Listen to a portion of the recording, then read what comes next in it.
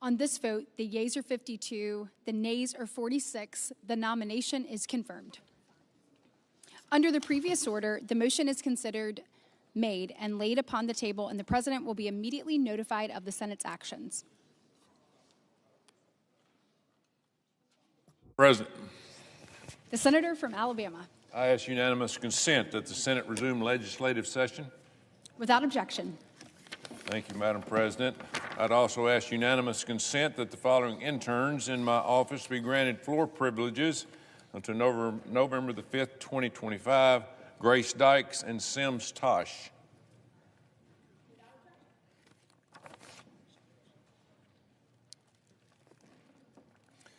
Madam President, I'd like to think that my state of Alabama is the most patriotic in the country. We stand for the flag, and we honor those who have made freedom possible. That's why it's no surprise that the first ever Veterans Day celebration was held in Birmingham, Alabama in 1947. World War II veteran Raymond Weeks organized a parade to mark National Veterans Day and continued to do so every year until his death in 1985. It's important to remember all who were willing to sacrifice to keep our country free. That's why every year I come to the Senate floor to recognize some of Alabama's tremendous heroes. Their service did not end when their time in the military did. They have selfishly contributed to their communities long after taking off their military uniforms. Our state is home to nearly 500,000 veterans, including America's oldest living Marine and World War II veteran, my friend, Mr. Roy Drinkard of Cullman, Alabama. After returning home from the war, Roy rolled up his sleeves to help recruit new businesses to Alabama as part of the Flying 50. He founded Drinkard Chevrolet and later led Drinkard Development, helping Cullman thrive in the community that it is today. I was proud to be with Roy earlier this year as he celebrated his 105th birthday. He is still going strong with no signs of slowing down.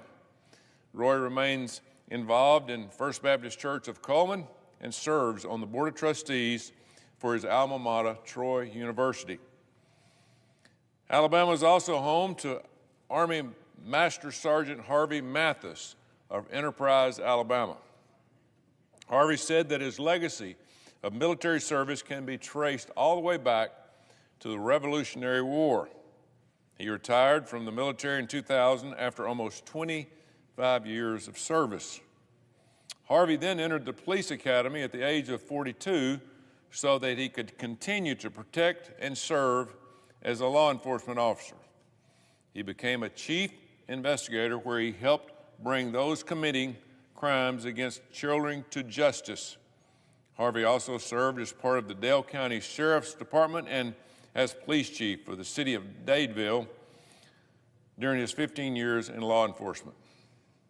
Alabama is grateful for those like Harvey who have answered the call to defend America's greatest evil at home and abroad. As we prepare to commemorate Veterans Day this weekend, I remind us of the quote, "If you want to thank a soldier, be the kind of American worth fighting for." May we all live worthy of the sacrifices made for all of us. To all of our veterans and their families, we say thank you. May God bless you and continue to bless our great country. Madam President, I yield the floor. Colorado. Are we in a quorum? We are not. We are. I ask unanimous consent that we vitiate the quorum. Without objection. Thank you. Mr. President, I come to the floor today to celebrate the achievements and the legacy of Chairman Manuel Hart of the Ute Mountain Ute Tribe. Chairman Hart is retiring after a long and remarkably successful career serving the Ute Mountain Ute people. His career spans 27 years on the Tribal Council, including 15 years as chair, and will undoubtedly leave thousands of lives better off. Through his long and storied career, I've had the privilege of working with Chairman Hart, first as governor and now here as a senator. And his efforts have been and continue to be remarkable. Over the last few decades, he charted a path for the Ute Mountain Ute. He struck that delicate balance between preserving and investing in Ute culture and securing more resources by navigating intergovernmental relationships to make sure to deliver to the needs of his community. He championed investing in better water access and improving the tribe's health, safety, and education. Chairman Hart always paired his strong leadership skills with a true entrepreneurial spirit in order to deliver results, to deliver real results. One great example is the new Quiagat Community Academy, which I was lucky enough to visit 2 years ago. We had a wonderful tour, met a lot of the kids, and saw the power of the Ute culture. The Academy connects elementary students to their indigenous language and to their traditional culture alongside traditional classwork, reading, math. The chairman led this effort to secure federal funding to help this project take flight, to get it set up and to actually make sure it worked. Chairman Hart doesn't just understand the value of investing in our youth, investing in our community, investing in our natural world. He acts on it.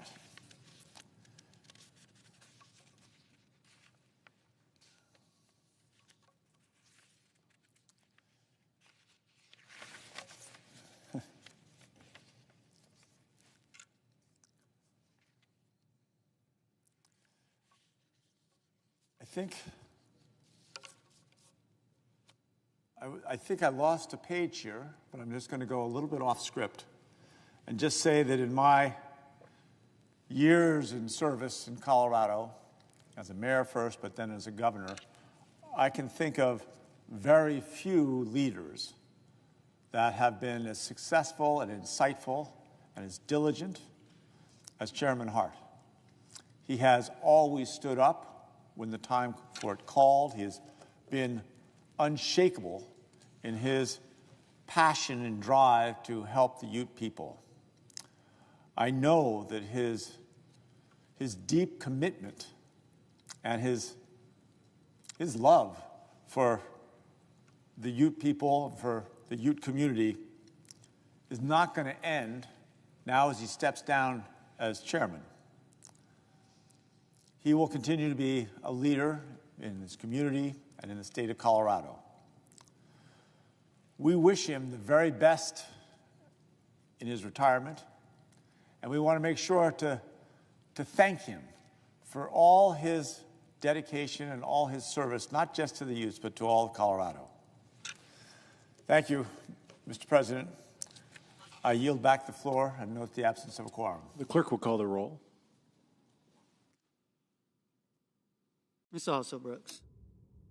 Get. Mr. President, I'm very proud to begin. We're in a quorum call. I'm sorry, Mr. President. I ask that the quorum call be lifted. Without objection. Mr. President, I'm proud to begin a series of speakers and leading off this block of colleagues who are going to talk about an issue that is so much on our minds these days. And actually, healthcare is always on our minds. There's a saying, if you don't have your health, you don't have anything. And we are all touched at one point or another in our lives by a healthcare challenge, which is a euphemism for some kind of sickness or illness or condition, whether it's ourselves or someone in our family, and inevitably at some point in our lives, ourselves as the victims of a healthcare crisis. It's only a question of when.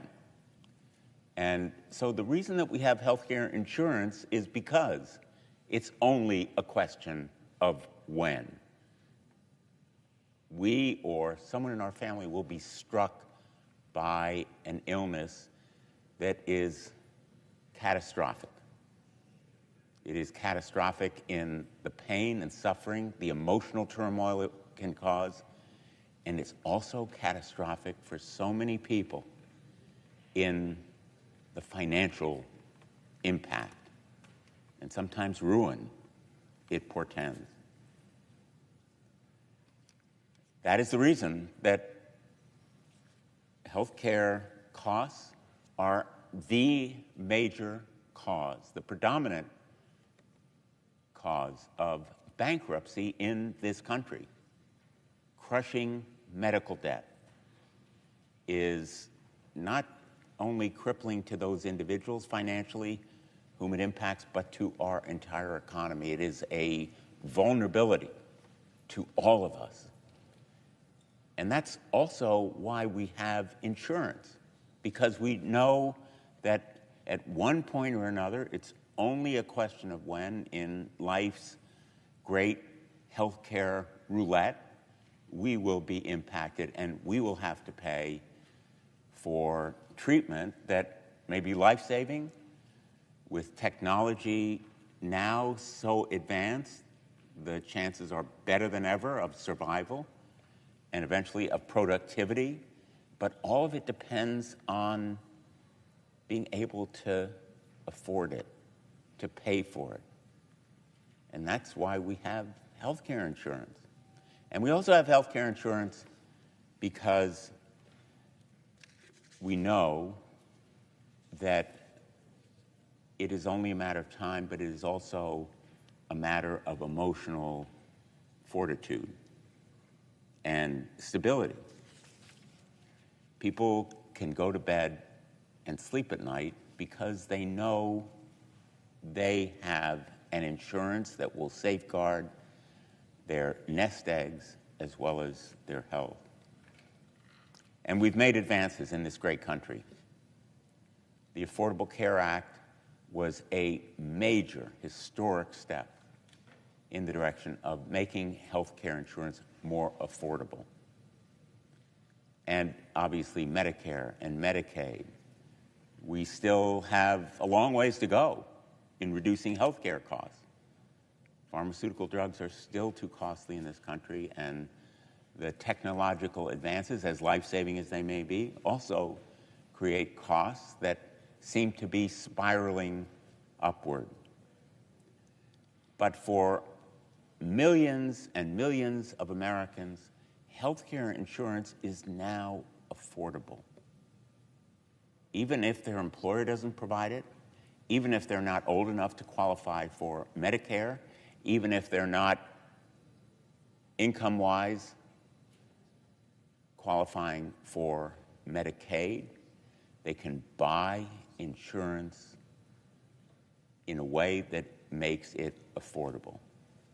In fact, this weekend, open enrollment began for 2026, and countless families who have health insurance for 2025 are going to the website for Access Health Connecticut, or it may be for Utah, or Indiana, or countless other states across the country, most states, in fact, where this designated time of year, Americans can sign up, adjust, or cancel their health insurance coverage.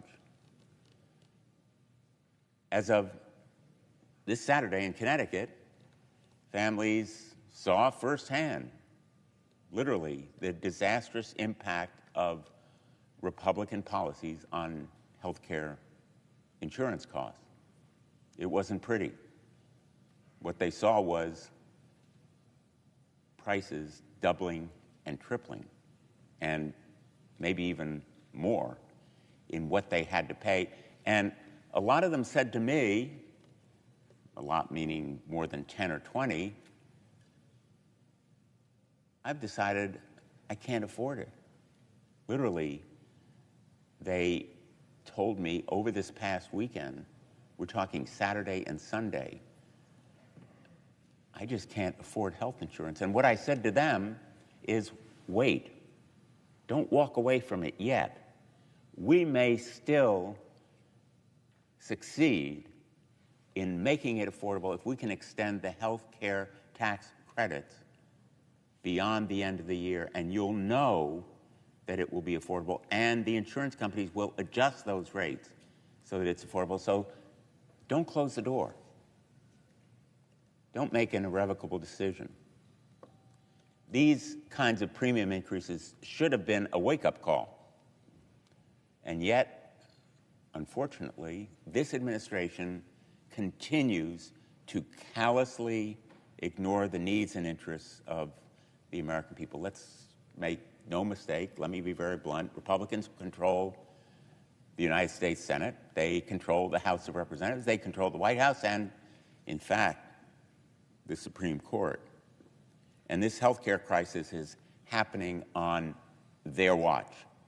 It is on them because they refuse to end needless sufferings. In fact, the president, recklessly and cruelly, is weaponizing hunger by stopping SNAP benefits, despite court orders that the administration must use the emergency contingency fund and other revenues, for example, from tariffs, to fund the SNAP benefits. He said no, he won't, even after saying, and I think I'm quoting almost exactly, that he will be honored to follow the court's directive.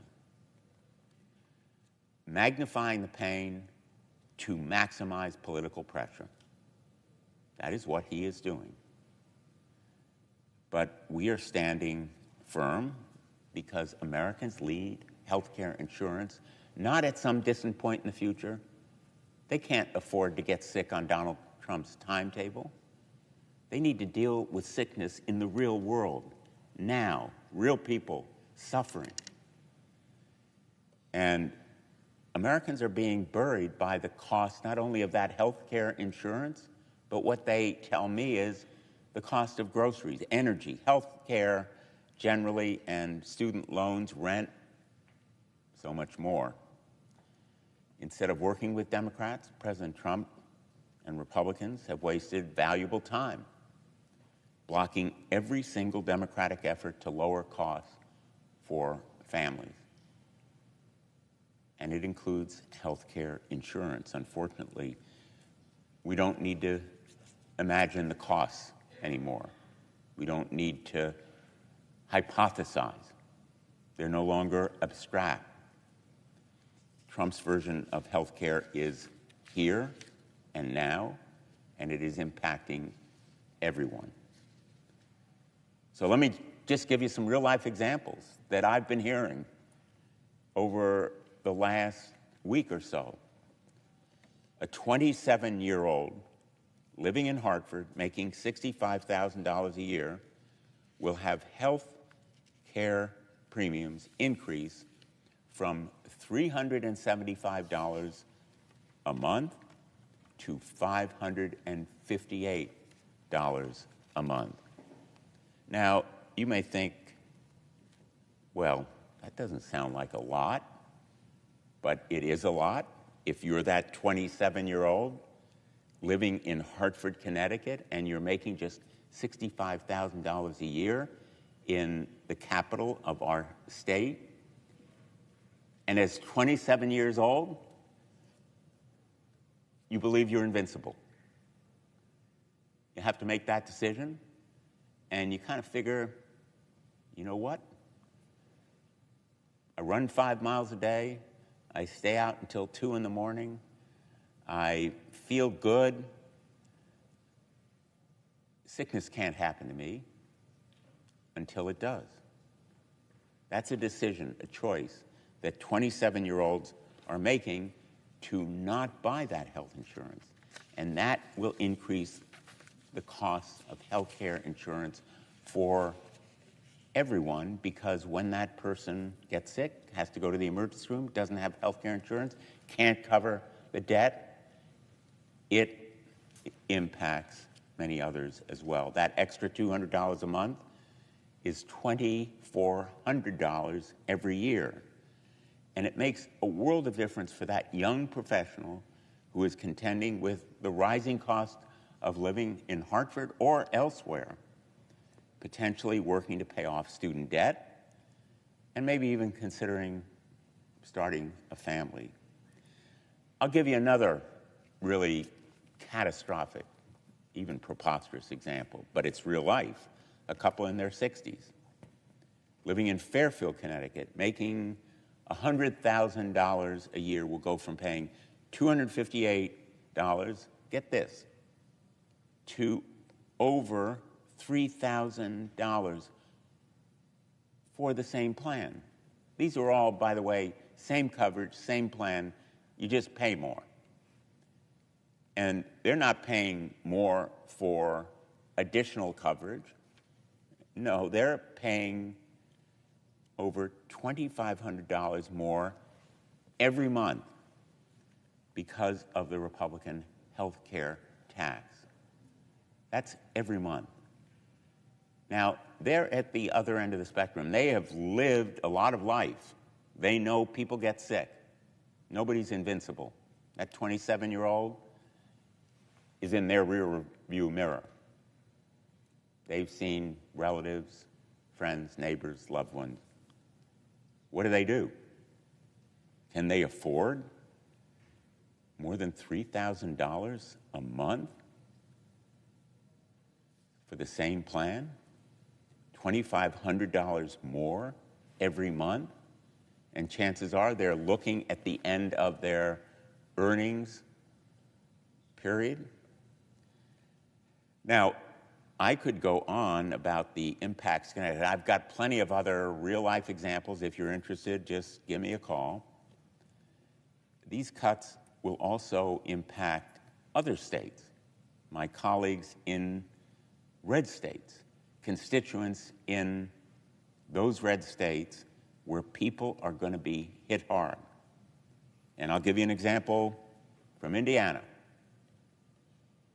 There are 350,000 Hoosiers in Indiana enrolled in the ACA marketplace, and over 260,000 families depend on the enhanced premium tax credit to afford their monthly premiums. Without these credits, a family of 4 living in Indianapolis, making $129,000 a year, will go from paying $725 a month for the least expensive option to a staggering $1,347 a month.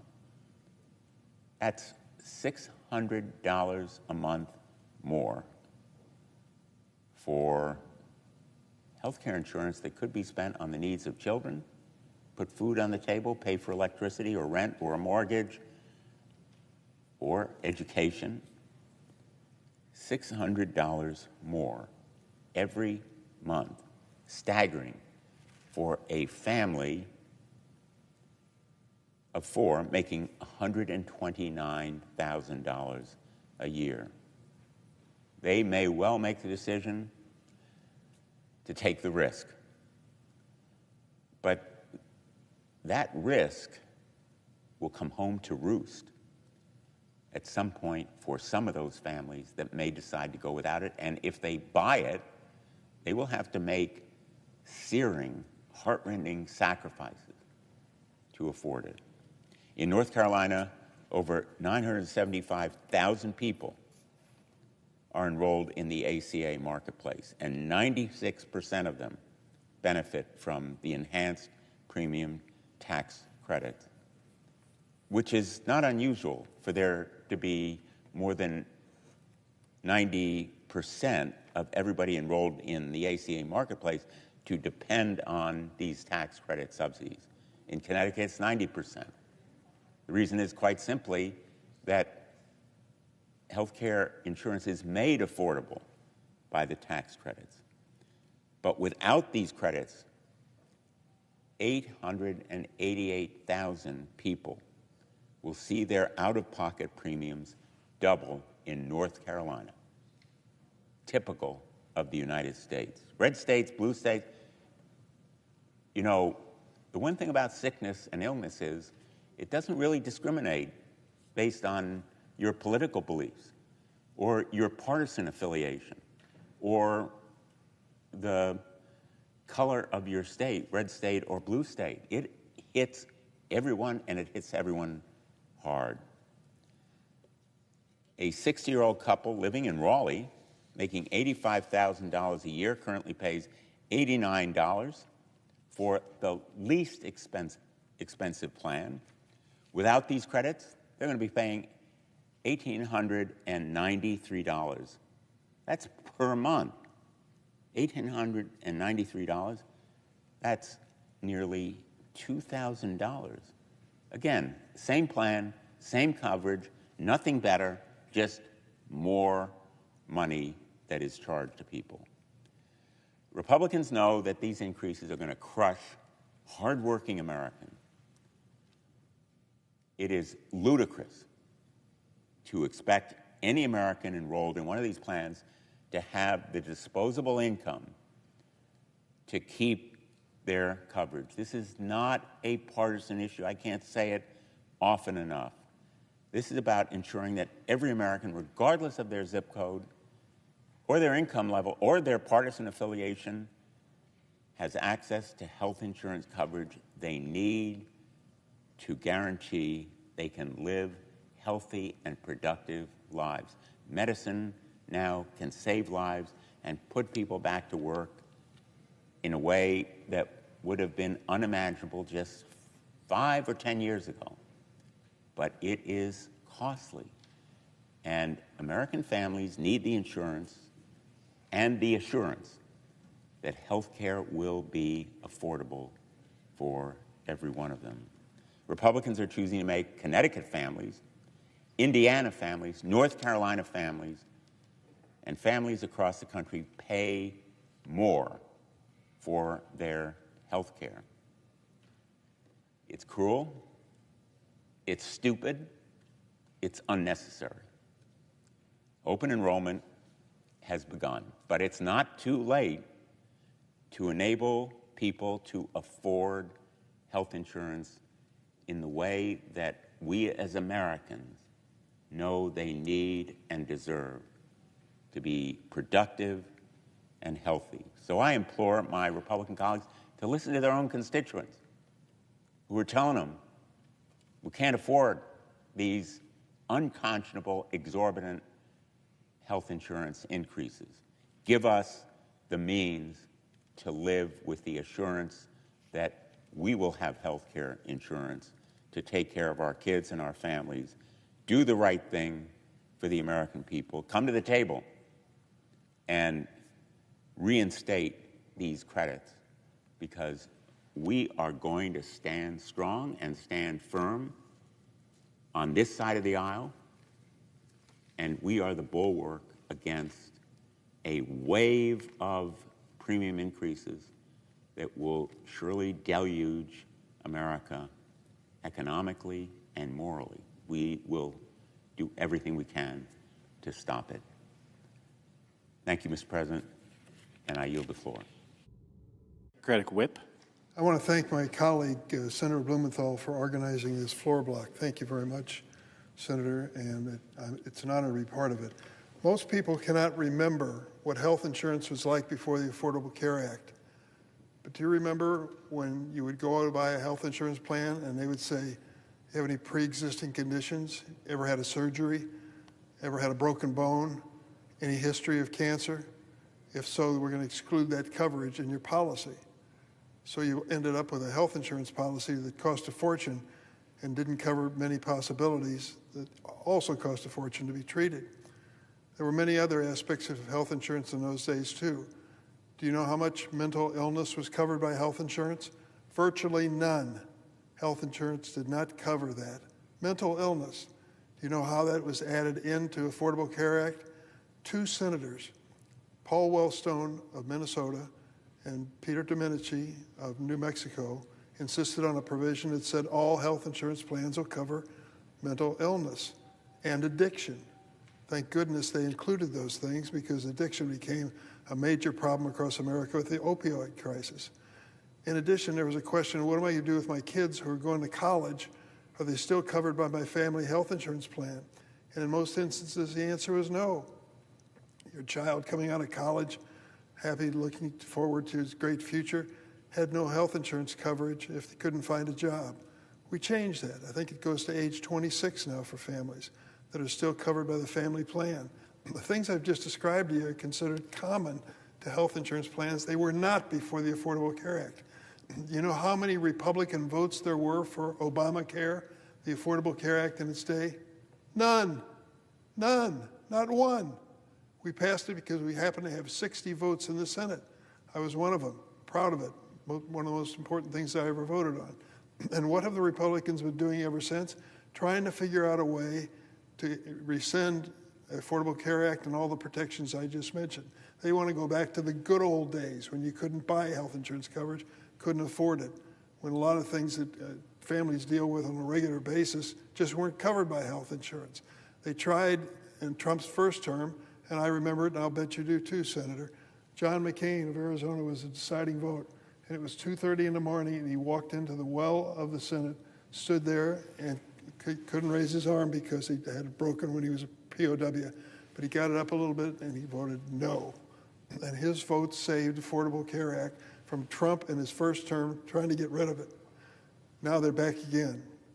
And this time they're assaulting the cost of health insurance premiums for families. And that's why this gathering on the floor is so important and so timely. All across the United States, families in Illinois and Connecticut and other states are getting notices of the new premiums as of the first of the year. And it's stunning. I'll talk about a few of them that I found in my state of Illinois. This issue of affordability is on the minds of my constituents. You talk about the cost of living, you talk about inflation, you talk about budget, hold on to your hats. The next time you go to the mailbox, there may be a notice, if you're one of the 500,000 people in Illinois on the Affordable Care Act, of the increases in premiums the first of the year. Last week, we learned from the Department of Insurance in Illinois that Illinois residents can expect to see a nearly 80% average cost increase for their Affordable Care Act health plans. 80%, virtually doubling it. That's in the northern part of the state, tripling it in the southern part of the state, tripling your current health insurance premiums. Why? Because Republicans in Congress refuse to sit down with any Democrats and negotiate an extension of a crucial policy that helps tens of millions of Americans afford their health insurance. Since last week's announcement of the 2026 insurance premiums, I've gotten regular soundings from my constituents. Karen lives in the suburbs of Chicago, and she wrote to me and said, I am in absolute disbelief about the increase in my ACA insurance plan. And as I mentioned, 500,000 people in my state currently are covered by these plans. She writes, I worked hard all my life and can't believe they'll not be able, at age 62, to afford to go from $565 a month to $1,600 a month for health insurance, triple the amount she's currently paying. Karen concluded with this heartbreaking note. Please fight for those of us who will lose access to health insurance. I have a young grandchild and another one on the way. I want to be able to see them grow. She's not alone. Families in Illinois will pay an additional $2,500 on average for their health insurance next year. That's an extra $200 a month. But for some, especially in rural areas, it may triple instead of double. Families in Jackson County, now that's in deep southern Illinois. That's where you find Southern Illinois University at Carbondale. Families in Jackson County will see their monthly premiums increase from $122 a month to $458 a month. That's $4,000 more per year for health insurance premiums. And that isn't all. Families in Effingham County, which is a little bit north of Jackson County, will see their monthly premiums increase from $185 a month to a staggering $1,000 plus a month, an annual increase of $10,000 for families living in these small towns. It's not just the families in my state that are going to struggle. I look to Missouri. I grew up in East St. Louis across the river from that state, and people there are asking the same questions. Can I afford health insurance anymore? In Missouri, 383,000 people rely on ACA's enhanced premium tax credits to afford their health insurance. I don't know why the Republican senators from Missouri aren't coming to the floor to join the Democrats protesting what's going to happen to health insurance in their state. If Congress does not extend the credits that were not renewed under the big, beautiful Trump budget plan, the people in Missouri will have to pay 70% more for their insurance next year. A Missouri couple in their 60s with household income of $85,000 has to pay an extra $23,000 a year for health insurance, from $7,225 a year now to $30,000 next year. Think of that, $30,000. It's just unimaginable, more than $2,000 a month in premiums. A Missouri newspaper stated, quote, an individual with an income of $62,000 a year, and that's not a wealthy person, are going to have to pay full premium if the enhanced credits are not extended. That means paying $9,000 over a year for the average plan instead of $5,321. It's an increase of 70%. How can families do this? They're struggling to get by buying groceries, the utility bills are going through the roof, and now comes this added expense. Price increases this magnitude will cause millions to lose their health insurance. I asked the Director of Insurance in Illinois, of the 500,000 who have affordable care plans in our state, a fourth of farmers in our state, for example, they have it, and half of the shopkeepers in our state. How many do you think will drop their insurance when they read these new premiums in the next few days that are coming across in their mailboxes? She said 30 to 40% will give up their insurance. What does that mean? Well, for the family, it's a tragedy. It's a terrible tragedy for fear that they're going to have some serious illness. For medical providers, it means that sick people will still show up at the emergency room and in the hospital. They just won't be insured, and they won't be able to pay these hospitals, some of which will fail as a result. Our state is anticipating anywhere from 160,000 to 275,000 Illinoisans will lose health insurance because the premiums are going through the roof. This is what the government shutdown is all about. What we are saying to the Republicans, join us in a bipartisan effort to provide relief for these families that are going to pay these high premiums in Illinois and in Missouri and all across the United States. And as it turns out, if you're just looking to the raw politics of the situation, there are more families from states that Trump carried running for president than states that he didn't carry who are affected by this. And yet, silence from the Republican side of the aisle. Hundreds of thousands of Illinoisans go to bed each night knowing that they're one illness or one accident away from heartbreak and financial ruin for their families.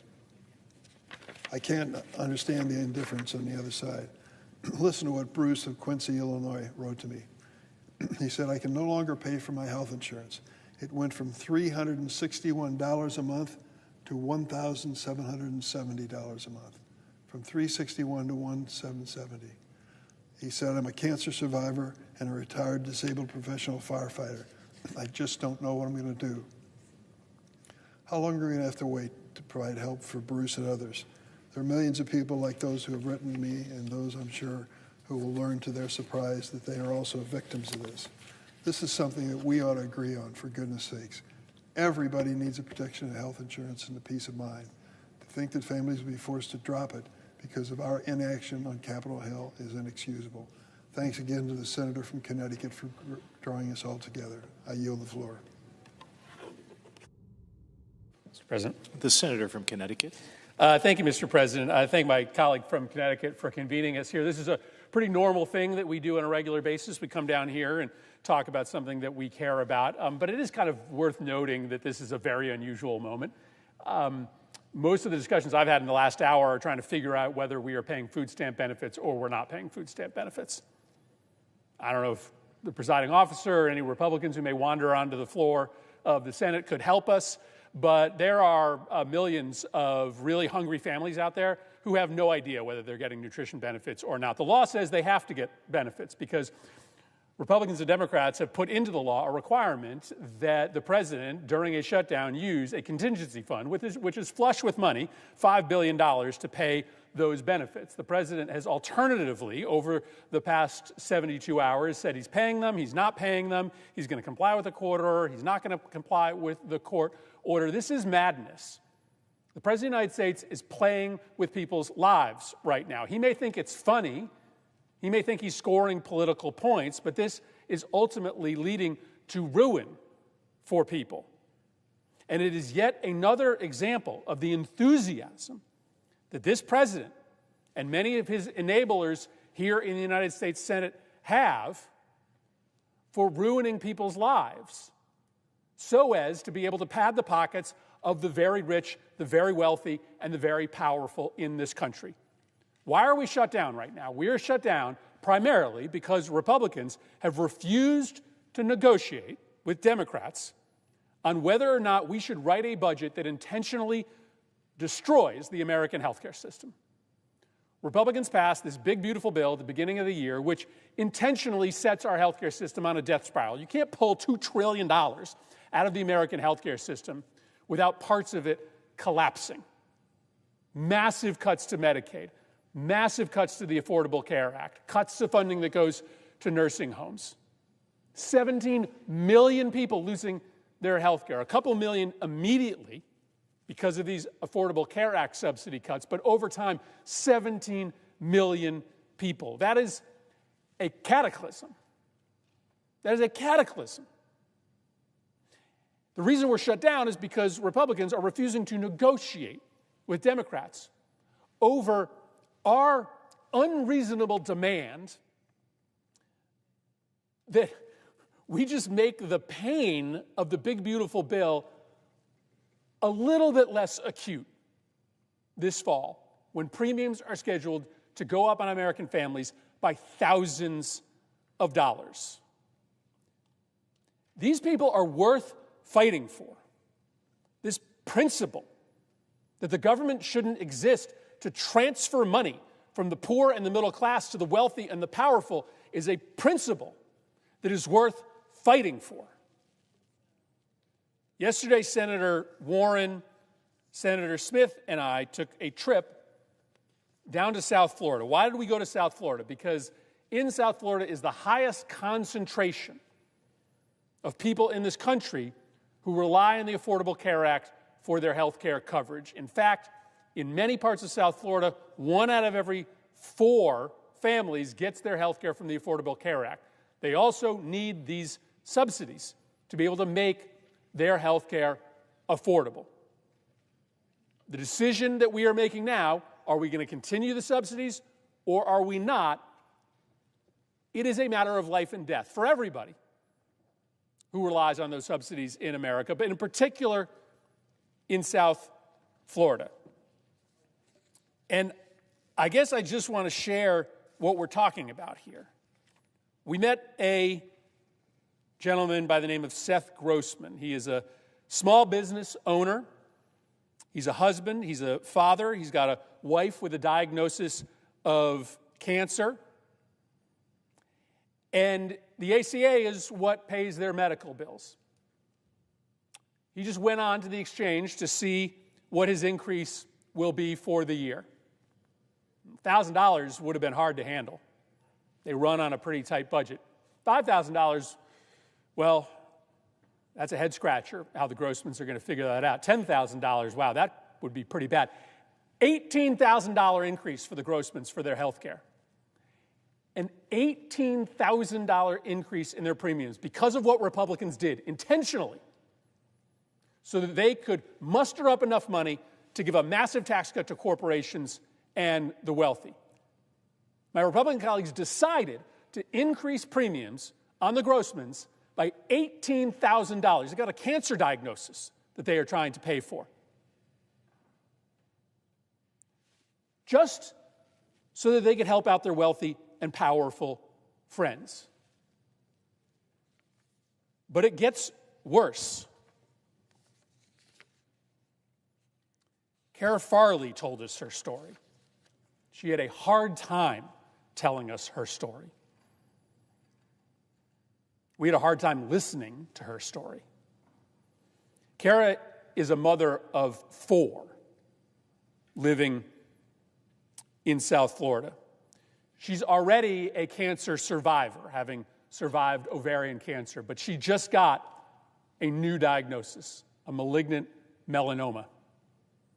Her husband has a complicated form of diabetes in which he often has seizures if it goes untreated. And for 20 years, it went untreated, and he was in and out of the hospital. Why? Because they were uninsured. They could not afford insurance. But the ACA and the subsidies saved them. But now, Kara has this new diagnosis. She has visits planned out over the next several months to try to treat this malignant melanoma. Her premiums are not going up by 10%, not by 20%, not by 50%, but by 100%. Her premiums are doubling. They cannot afford that. And so you know what conversation Kara and her husband are having? Which one of us is going to survive? We can't afford health care for both of us. So for our kids, which one of us should get treated and which one of us shouldn't? Why are you putting people through that? Just so that you can give a new $270,000 tax cut to the very wealthy in this country? This is a choice. This is a choice that our Republican colleagues have made to put families in this country through a kind of inhumane misery, deciding which parent will live, just to enrich people who are already making millions of dollars. This is a principle worth fighting for. These people are worth fighting for.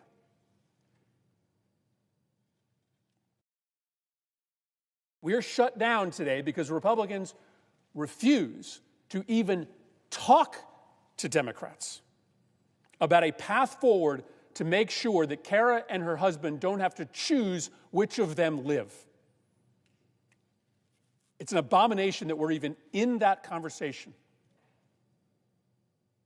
And I'm glad to be here on this floor with my colleagues to explain in very real terms what this is about. This isn't about politics. This isn't about point scoring. This isn't about elections. This is about human beings that Republicans have intentionally decided to leave in a ruinous condition.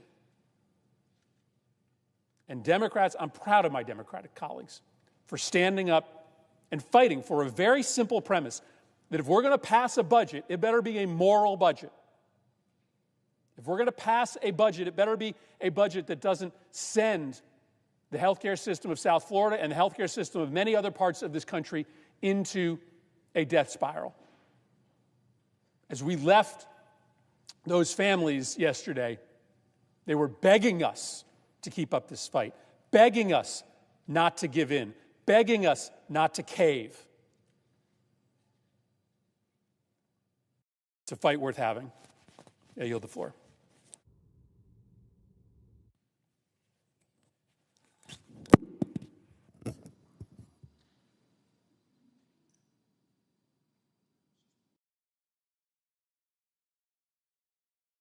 Mr. President. The senator from Minnesota. Mr. President, I thank my colleagues, both colleagues from Connecticut, and as Senator Murphy just said, a budget is a moral statement, and how you handle the needs of your constituents in the end has got to be something that you feel in your heart. And what we are saying today is that our constituents' health care, it's not something you can just bargain away over the summer and cut trillions of dollars from Medicaid or Medicare or the Affordable Care Act and think it's all going to be okay. As our colleagues are learning, it's not okay. And I start with the kitchen table. That's where people see their bills, and that's where right now they're seeing their grocery bills. And for millions of Americans right now, they don't even know if they're going to be able to get groceries for their kids. And that is because what's been happening, not just with the health care premiums, but also with those millions of Americans, those families, those veterans, those seniors, people with disabilities and their families that use SNAP. A lot of people might not have known how important this is to these families. Well, when you go to grocery stores in rural America and you talk to the small town grocers, you find out just how many people at various points of their life, maybe they are working several jobs, maybe they went through a divorce and they don't have enough money to be able to get their groceries. Maybe it's a family that struggles and their child has disabilities and can't work. These stories are all across our country right now. So that is why it is so callous that the administration, when they know they can transfer funds from anywhere to pay for SNAP, has decided that they're going to take on this fight. So why not give trillions of dollars to wealthy people and then tell people they're not going to be able to get their groceries? First they said, well, we're not going to do it. Then the court stepped in, Rhode Island, Massachusetts, said, yeah, you are going to do it. The law says you have to, at the very least, use this contingency fund for $5 billion that's sitting there. And now you're not going to use it for a golden bathroom in the White House, and you're not going to use it for a ballroom, and you're not going to use it for anything else that you think is your vanity project of the day.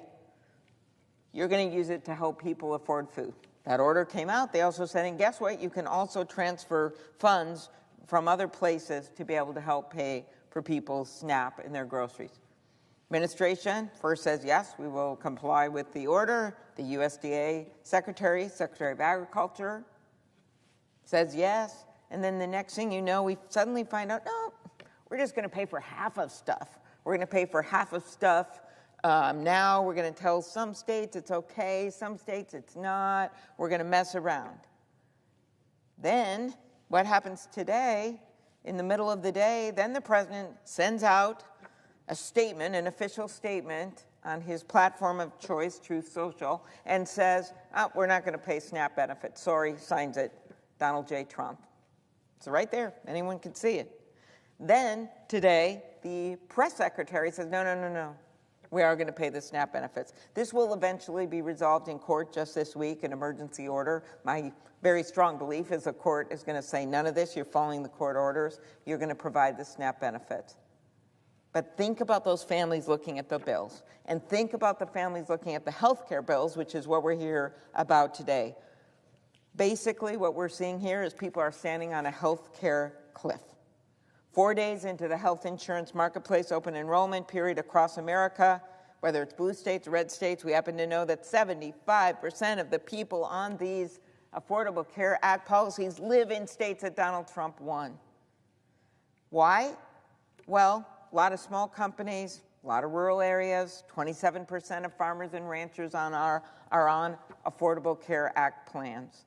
If you work at a big corporation in a big city, you're going to have health care. They're going to provide it to you. If you work at a government entity, whether it's local, whether it's state, whether it's federal, you're going to have health care. But if you're an entrepreneur and start your own small business, like the woman I met with in Eagan, Minnesota on Friday, who has one employee that she loves, who had cancer, she pays 75% of his premiums for him and his wife.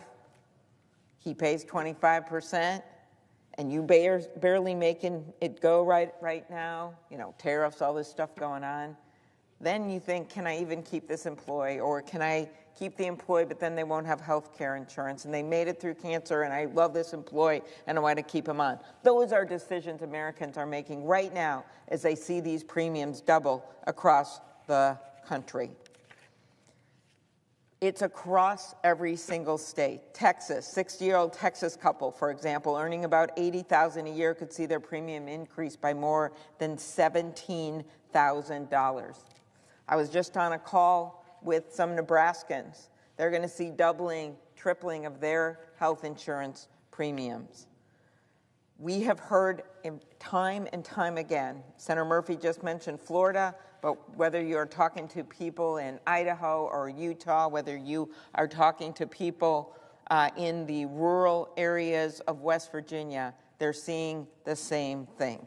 Doubling, tripling of their premiums. And it is with our grasp to do something about it.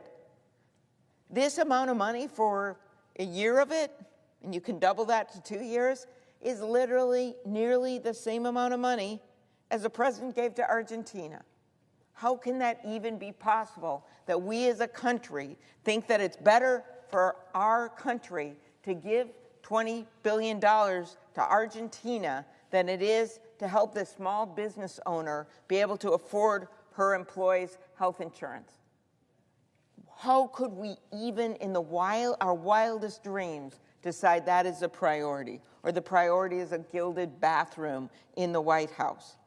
This is happening all over this country. It is time for our House colleagues to come back after their 6-week vacation. It is time for our Senate Republican colleagues to sit down and negotiate with us, because this is not a December thing. This is not a January thing. This is a now thing. It's happening now. Thank you, Mr. President. I yield the floor. Senator from Rhode Island. President, thank you very much. As I come to the floor, I reflect on how I've never understood what it is in the Republican mind that is so fixated on taking health care away from people.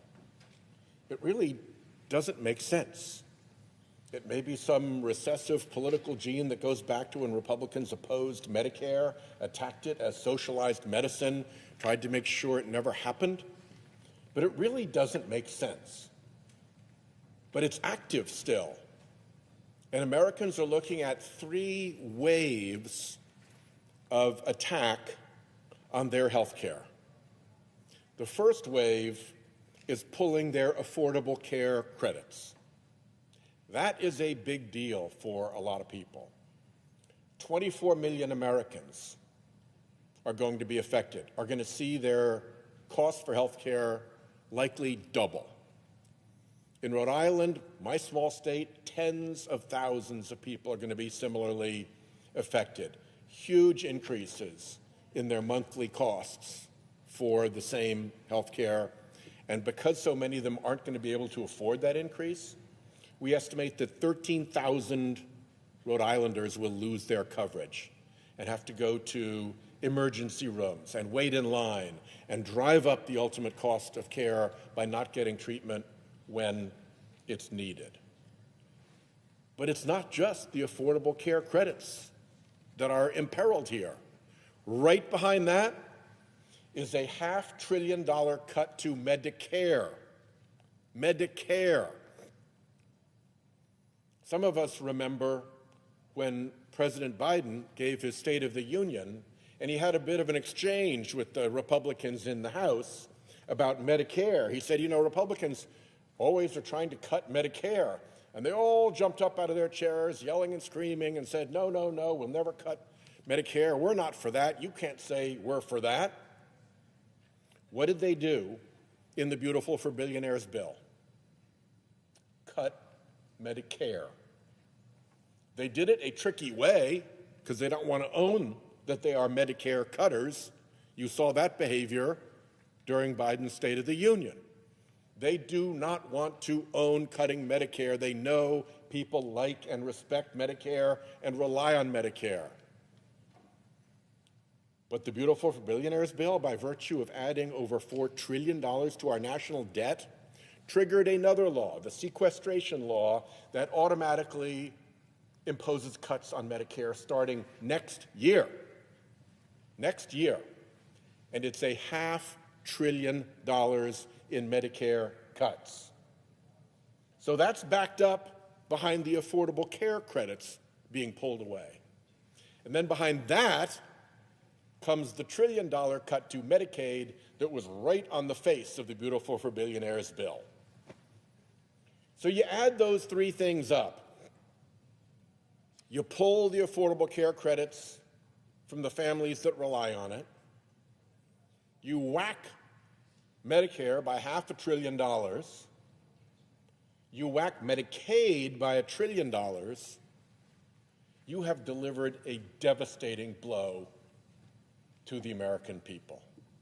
Such a devastating blow, by the way, that the healthcare providers at the receiving end of those trillions of dollars are likely to suffer to the point of having to potentially close nursing homes, hospitals, provider practices, family doctors. They're the ones where this money ultimately lands, and when you take that much money away from our healthcare sector, don't think it's going to be okay, because it's not. So why do we stand and fight to protect the Affordable Care Credits? Well, two reasons. One, because it is the first wave of this new Republican assault on Americans' health care. Affordable Care Credits, then Medicare, then Medicaid. If we don't stand and fight now, with the Affordable Care Credits being sent out now, the changes in the prices, then we're in no position to defend when the Medicare cuts come through, $500 billion, and when the Medicaid cuts come through, $1 trillion. And the second is, we can have some confidence that our Republican colleagues, when they get over this fixation about taking away Americans' health care, will realize that a lot of the Americans whose health care they're taking away are their own constituents. In fact, all the evidence is that these Affordable Care Credits go more to Republican senators' constituents than they do to ours, which is why Republican House members running for re-election are writing letters saying, let's fix the Affordable Care Credits. Let's extend Affordable Care Credits for 2 years. That is why Republicans in this body are saying, yes, we know we need to negotiate to extend Affordable Care Credits. We just don't want to do it right now. So we can have some confidence in this fight that Republicans' constituents are going to let them know how unwelcome pulling the Affordable Care Credits is. And that's before you even get to $500 billion cuts to Medicare and $1 trillion cuts to Medicaid. So this matters, and it matters to a lot of people. And it matters in Republican states. I just happened to pick Tennessee. Here's a little bit about what's going to happen in Tennessee. Tennessee families, thanks to Republicans not willing to negotiate with us, will see their premiums increase on average by 320% next year. 320%. More than 600,000 Tennesseans rely on the state affordable care marketplace, healthcare.gov, for their insurance. These families will pay on average $464 more for their health insurance. Here's some examples of how health insurance sticker shock is landing right now in Tennessee as the notices go out for the next enrollment period. A 45-year-old in Tennessee making $62,000, driving their own truck, working their small farm, operating their small business, will see their average annual premium costs rise by $1,726.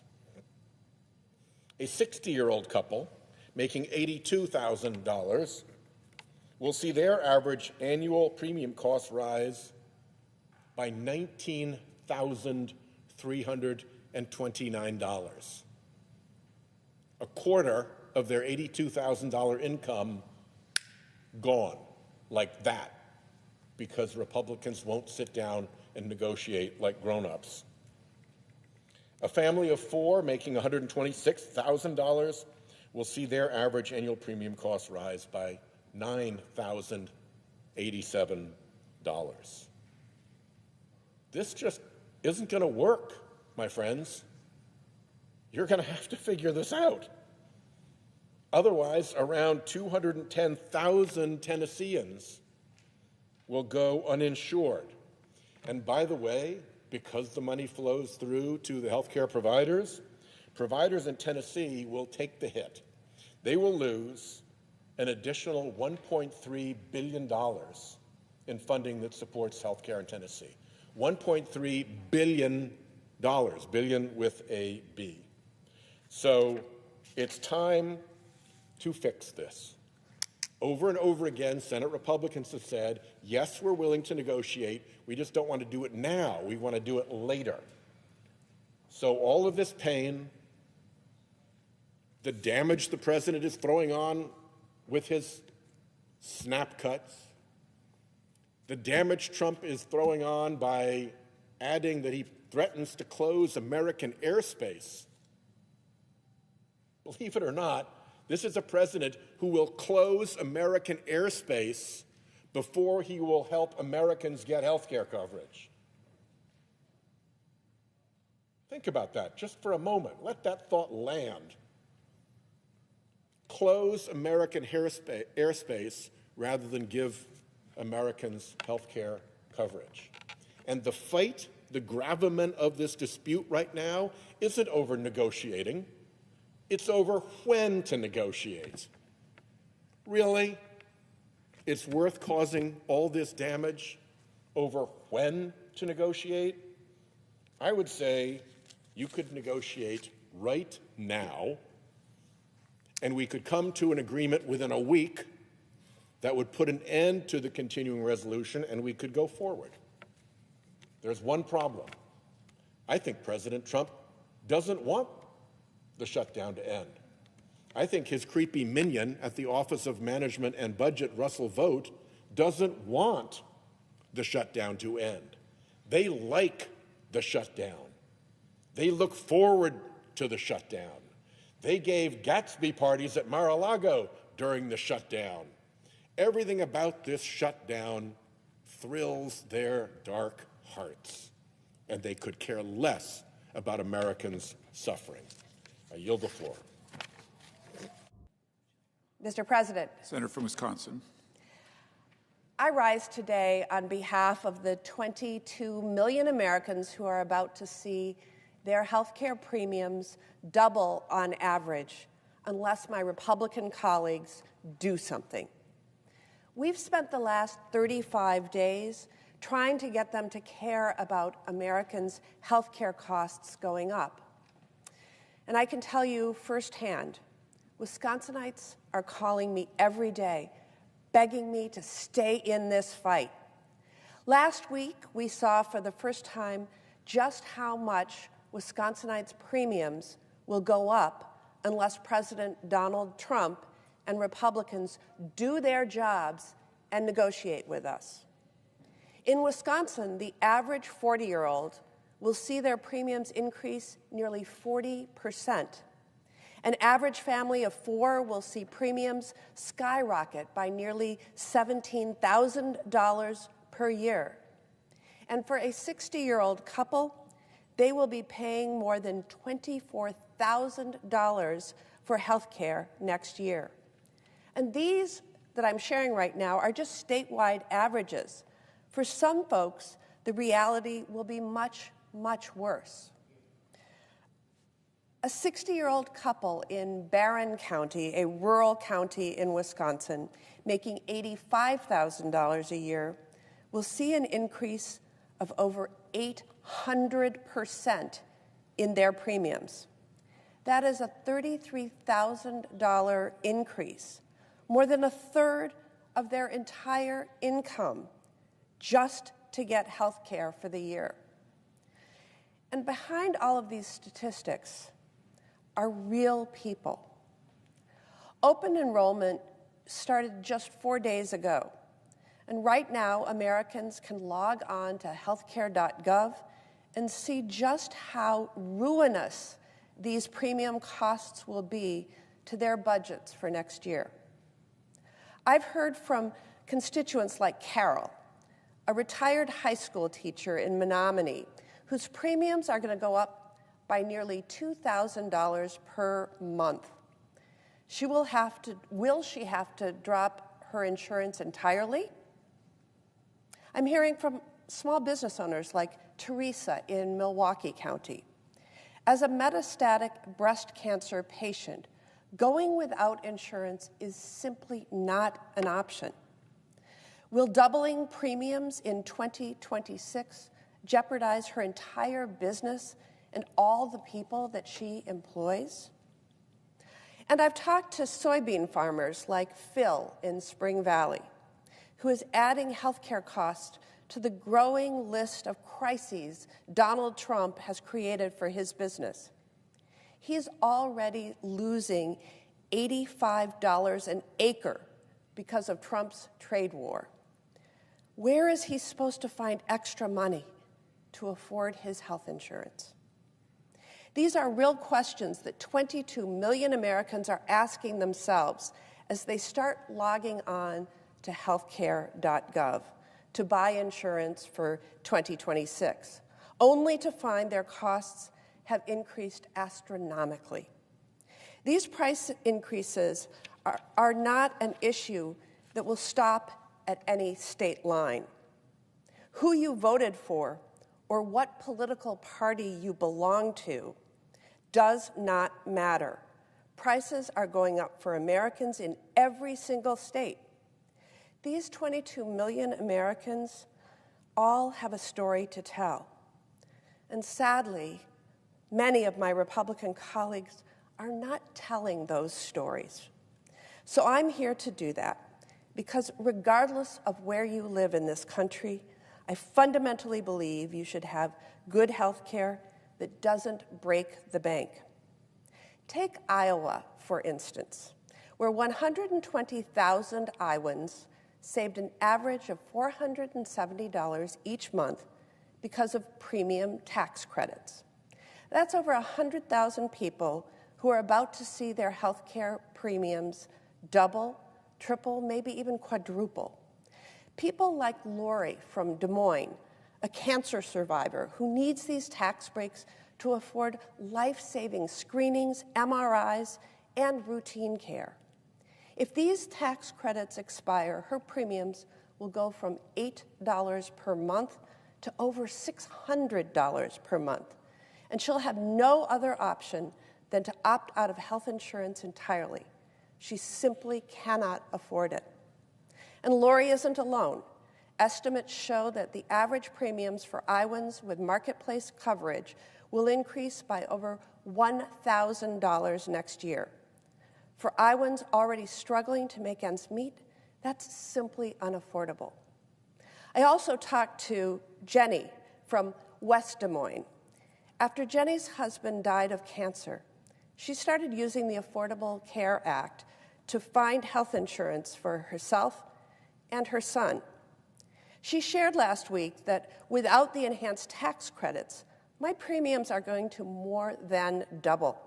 She continued, as hard as it's going to be for us, I know it's going to be a lot harder for other single mothers.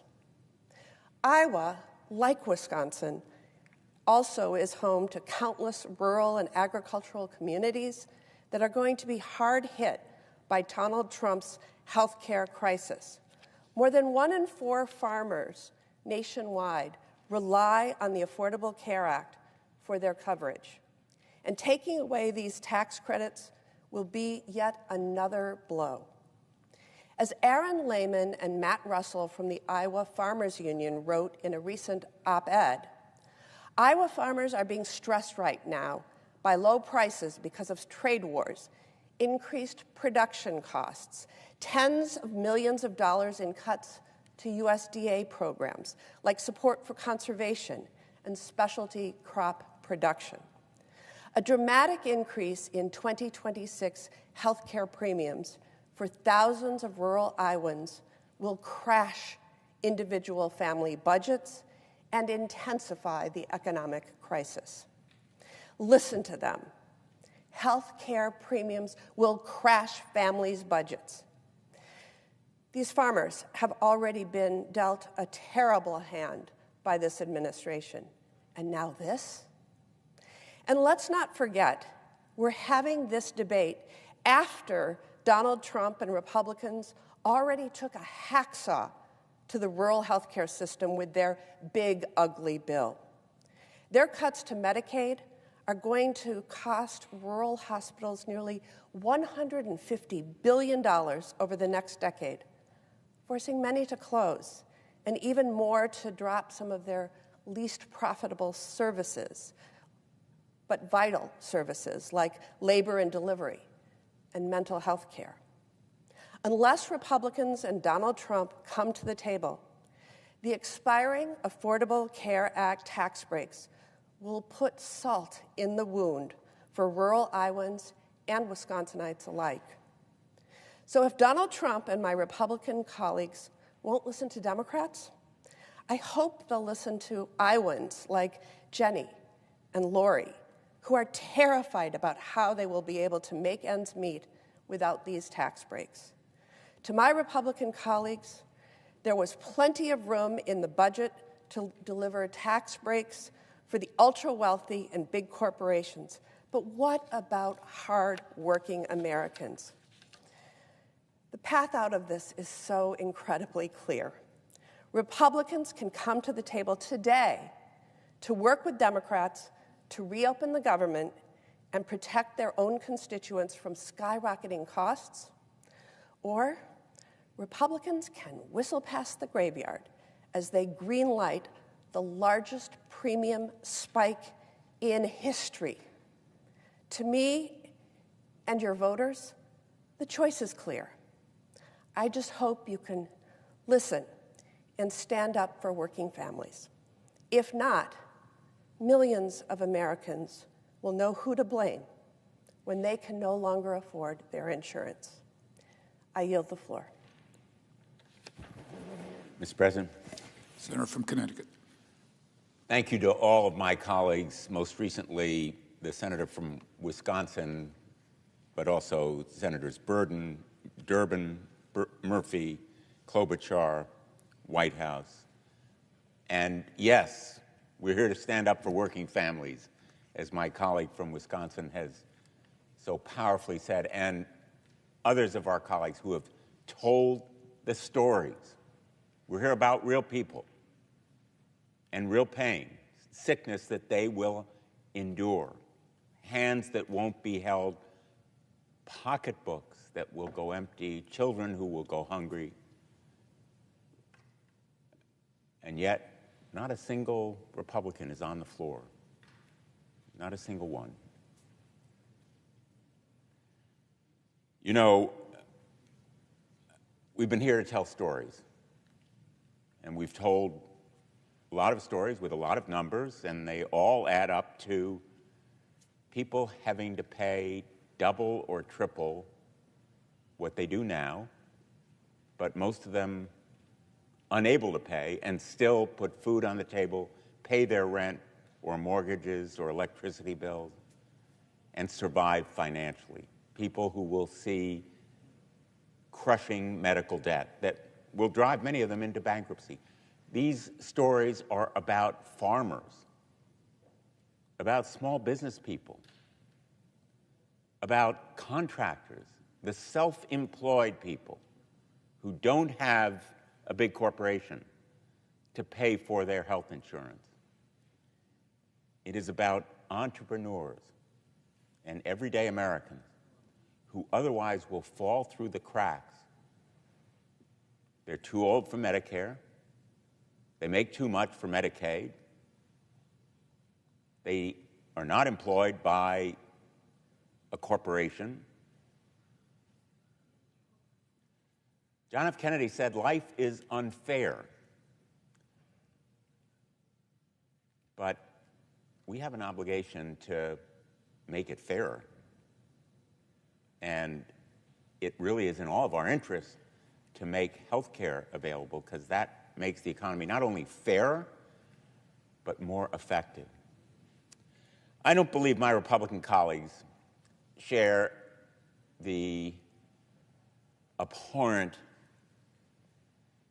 values of this president. I don't believe my Republican colleagues want to shut SNAP down for 42 million families with children, to weaponize hunger, to play politics with the lives of Americans who can't afford to put food on the table, and to break promises, as this president has done, to exploit the shutdown. My colleague from Rhode Island has said He thinks the president likes the shutdown. If the president wanted to end the shutdown, he could do it this afternoon. And it wouldn't take a week. It would take a few hours. All it would take is a commitment to extend the health care subsidies beyond the end of the year and give people the assurance that they can afford health insurance. They are making these decisions right now about whether to buy it or not. And they cannot, in Connecticut or anywhere else in the country, make those decisions responsibly if they are living with the uncertainty of whether these health care tax credits will continue. When I was a prosecutor, we used to say, follow the money. Follow the money. Let's follow the money. Pretty simple. Cuts in Medicaid, prospective cuts in Medicare, elimination of the health care tax credit subsidies, money that has gone to tax cuts for the billionaires. That is a threat to our democracy. That is a threat to our economy. The country lost a very well-known Republican in the last 24 hours, Dick Cheney, whom I came to know personally and admired in the last stage of his life for standing up on principle to an anti-democratic president who was running again. He stood up with his daughter, Lynn. He was criticized and disliked by many for many things, but he stood on principle for democracy. I've thought often about our friend John McCain. Senator Durbin referred to him, and I can't put out of my mind, and I've been haunted by that moment, when John McCain stood next to the table in that corner and lifted his still broken arm to give a thumbs down to a repeal of the Affordable Care Act. He stood on principle. Today we're asking our Republican colleagues to stand on principle, stand up to a president who can be ruthless and retributive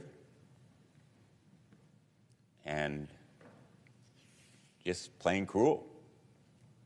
But Republicans have an obligation to something larger than this president, larger than the seats that they occupy here, as do we as well, which is to do the right thing for the American people. So I hope they will channel their inner John McCain and recognize that this shutdown has been forced on all of us by an administration unwilling to come to the table and simply compromise. It's not a four-letter word. It's what the American people expect us to do. It's what has always worked in the United States of America to enable us to overcome our divisions and our differences and to bring the country together. This is our moment to do it, and I hope we will. Thank you, Mr. President. I yield the floor.